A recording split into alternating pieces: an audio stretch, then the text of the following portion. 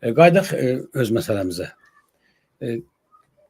Əvəz bəy, səni kim və niyə tuturdu? Valla mən deyim ki, desəm ki, mən hələ bilmirəm məni kim, niyə tutturdu. Desəm, yəni çox rahatlıqla ən azı 4 məmurun adını saya bilərəm. Çox rahatlıqla. Düşünmüşəm, mən məsələ fikirləşmişəm, analiz eləmişəm. Həbsdə belə şeylərə bilirsiniz, vaxt çox olur da. 24 saat getmir da. Onu fikirləşirsən, hər cür detallı fikirləşirsən. Eşdən, bayırdan qəzetlər gəlir, məlumatlar gəlir yeni-yeni. Məsələ, mən heç hansı, məsələ, bir media şəbəkəsi var. Mən heç o media şəbəkəsinin kimin olduğunu bilməmişəm. Onlara da böyük simpatiyam olub, içində çoxlu dostlarım olub.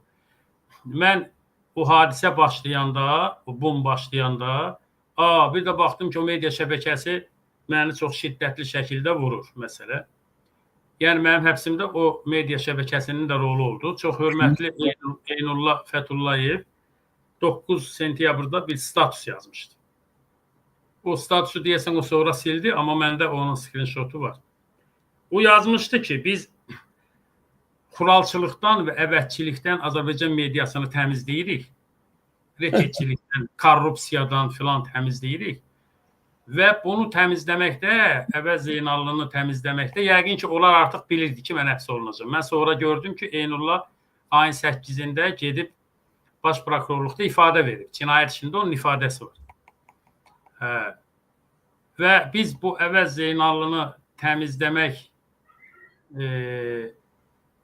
təmizləyirik. Və bu işdə mənə dostum, qardaşım Mirşahin və Elbrus Ərud kömək elədi. Bir də Global Media Holding. Report, Oxu Az. Yəni bu... Onlar kimindir? Global Media Holding, siz bilmirsiniz? Yox. Mən həbsdə olandan sonra bilmişəm. Global Media Holding hakimiyyətin ən güclü media qrupudur. Türkiyədəki Haber Global onun içindədir. Ondan sonra Azərbaycanda Oxu Azdır, Reportdur. Və çox qəribədir ki, mənim o saytlara, orada olan jurnalistlərin hamısına o qədər böyük hörmətim olub ki, Baku TV-dir filan bunların hamısı. Yəni, bu mənim sözüm deyil. Bu Eynullah Fətullayevin yazdığı bir yazı idi. O yazıdan yola çıxaraq, həm də jurnalistlər bu işin içində idi. İri Çinli dövlət məmurları var idi. Allah qapısını açsın. Onların bəzilərini prezident işdən azad eləyir, bəziləri Allahın işinə bax ki, bugün azad olunub, indi biz sizinlə söhbət edirik. Bəlkə bu bir mistikadır, onu bilmirəm. Bəziləri, məsələ, Şəmsi Səmədoğlu deyilən bir adam var. Mən onun həbsdən azad olunması üçün çox böyük işlər gördüm. Halal xoş olsun. Məsələ, o azadlığa çıxandan sonra çox ciddi bir dövlət məmuru onun həbsdə qalmasında maraqlı olan, mən Xuralda o haqda çox danışmışam. Dövlət məmuru dedi ki, mənə xəbər göndərmişdi ki, çox özünü öldürürdü Şəmsi üçün. İndi hazırlaşsın onun yerinə. O da sağ olsun, elə dediklərini dedilər. Nə bilim, Tərtər hadisələri vardı, onun birini deyə bilərəm, Xanlar Vəliyev. Xanlar Vəliyev mənə general göndərdi, adam göndərdi. Əvəz Zeynallı ilə görüşmək istəyirəm. Bilirsiniz, görüşdük. Prokurorluğa getdim, hərbi prokurorluğa, heyətlə görüşdük. Bütün o Tərtər hadisələrində iştirak edən heyəti oraya yığmışdılar. Mənim də Şəfayət Qurbanovdumu, İmranovdumu? İmranov, Şəfayət İmranov. Mən də Şəfayət İmranova ilk bircə sual verdim. Dedim, söhbət eləməmişdən əvvəl mən sizə bir dənə sual verim. Siz o suala cavab verin, söhbət edin. Hamısı yığılıb bu konferans zalında belə bir 20 adam. Mənə deyirlər, o indi siz adını çəkirsiniz, onların bəziləri bizə danışdı. Müstəntiqlər, nə bilim, orada əsas rol oynayan adamlar. Dedi, buyur. Dedim, bu cinayətin səbəbi kimdir və haradır? Dedi, Rusiya və Nəcməddin Sadıqov. Dedim, tamam. Şəfayət Qurbanov.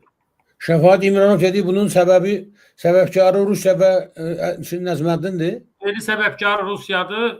Əsas da burada da icraçı Sadıqovdur. Və mənə dedi ki, Əvəz Zeynal, mən Nəcməddin Sadıqovun qollarına qandal vurmağa hazıram, qandalım dəlimdədir. Bugün əmr olsun, bugün həbs edəcəm.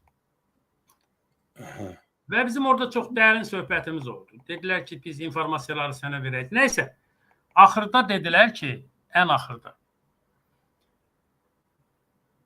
Xanlar, belə şeylərdə danışıram. Özdə demişəm ki, danışmayayım sizinlə, amma nəysə də. Axırda dedilər ki, uzun sözün Mustafası, dedilər ki, Xanlar Vəliyev xahiş eləyir ki, təcili onu prezident aparatına çağırdılar. Burada iştirak edə bilmədi. Səninlə ayrıca görüşəcək. Xanlar Vəliyev xahiş eləyir ki, mənə 3 il vaxt versin. 3 ildən sonra mən gedirəm. 3 ilin tamamında getdi. Məlahət xanım gəlmişdi. Dedi bunu xanları göndərdilər. Oradan da Konstitusiya Məhkəməsinə ümidsiz idi. Mən də güldüm. Dedim narahat olma. Ona bir orden verib onu göndərəcəklər. 3 il tamamdır. 3 ilin tamamında göndərdilər. Çünki mən o vaxtı müəyyən idi. Mən ondan bir ay sonra həbs olundum. Bir ay yəni. Və dedim məndən nə istəyirsiniz? Dedilər ki, çalış biraz loyal ol. İmkan varsa Xanlar Vəliyevi müdafiə edin. Azərbaycanlıyıq. Biz Qərbi Azərbaycanlanıq. Mən orada bir obadanam, Göyçədənəm, bir kənddənəm, Abulaqdanam. Nə bilim, filan kəsin qohumu, filan kəsin qohumu, biz sizin qohumu gətirdilər bizi Xanlar Vəliyevlə də qohum elədilər. Dedilər, hələ qohumsuz, filansız, belə elə. Allah Elmarın üzünü qara eləsin. Elmar sizin aranıza girdi. Elmar Vəliyev. Mən də dedim, qardaş, sənin başına dön. Mən bunu eləyim. Loyal qalım.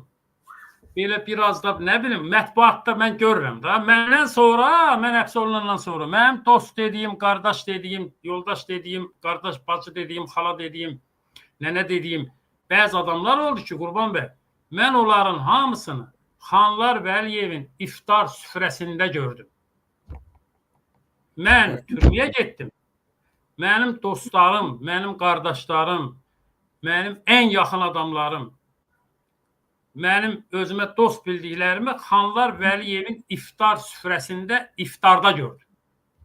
Və mən onda həbsdən baxırdım o şeylərə. Nəsə, dedim axı, adama kömək eləyərlər, bir adama kömək eləyərlər, uçurumdan düşməmiş, təhlükə öncəsi, siz mənə 5 il əvvəl desəydiniz, 10 il əvvəl desəydiniz, siz dedim, məni 20 ildir mələdirsiniz. Elmar Vəliyev məhkəməyə verir, başımı qaldıra bilmirəm, 75 min cərimələdir, oradan nə bilim, apellyasiyonu 25 min indirir, ali məhkəməyə gedirəm 5 min indirir, sonra mən onu ödəmirəm təbii ki. Öldürüb canımı çıxardıb siz qardaşlarım. Şahmar Vəliyev mənə dedi ki, Xanlar Vəliyevin balaca qardaşı, tikinti maqnatıdır. Nərimanov parkında görüşdük. Dedi, nə qədər pul lazımdır sənə? Dedim, kişi, mənə pul zad lazım deyil, sözünü de. Dedi, sən kimə güvənirsən? Sənin o dediyin mətbuat şurası, mətbuat var, hamısının parasını biz verir. Düz deyil də. Və mənim başıma onlar bir oyun açdı ki, dedim, indi siz 20 ildir məni burada mələdib, siz gözümü ağ salıbsınız. İndi gəlibsiz ki, bizə kömək elə. Dedim, Xanlar müəllimə deyin ki, uçurumun kənarında olsa belə mən ona kömək eləyə bilərdim. Əlindən tutardım ki, orada uçurumdur. Xanlar dedim, özünü Xanlar Vəliyev uçurumdan atıb, gedib, xeyli də eynib. Aşağıda da dedim, dəniz zad da yoxdur. Çay zad da yoxdur ki, kinolardakı kimi. Suya düşə canını qutara. Aşağıda sıldırım qayalardı dedim. Onun qutarma şansı yoxdur. Həmin axşam gəldim. Həmin axşam canlı yayına çıxdım. Həmin axşam dedim ki, qandal vurulmalıdır. 7 generala Xanlar Vəliyevədir. Mənə çox özəl şeylər deyirəm sizə. Olsun, nə ayrıqdır. Həbsimdən 2 gün əvvəl redaksiya bir adam gəldi. Çıxdı, bir də baxdım elə qapıdadır. Nə tərsə çıxıb, aşağıdan kiməsə deyib eləyib nəsə. Mən çünki aşağıda tapşırmışdım ki, gələn adamı məndən icazəsiz buraxmayın mənim yanım. Girdi içəri, gördüm cavan bir Salih oğlandı. Dedi ki, mən Xanlar Vəliyevin sürücüsüyəm. Təəccüb elədim, dedim, buyur. Mənə bir çanta kimi bir şey verdi. Dedi ki, Xanlar müəllim göndərdi. Ağa, bu nədir? Bu nədir? Getdi. Adam çıxdı, getdi. Açdım, baxdım ki, 2 dənə zoğal arağı, Qurban bəy. Belə o yekə bax, belə şeylər olur, korobkada, xüsusi korobkada. İndi mən bugünə kimi anlamıram ki, o 2 zoğal arağını mənə niyə? Düzdür, o içilmədi, eləmədi. Elə durur evdə. Evdə də durur. Özdə demişəm, onu saxlayın. Onun bir hikməti var. Onu analizə zada verəcəm.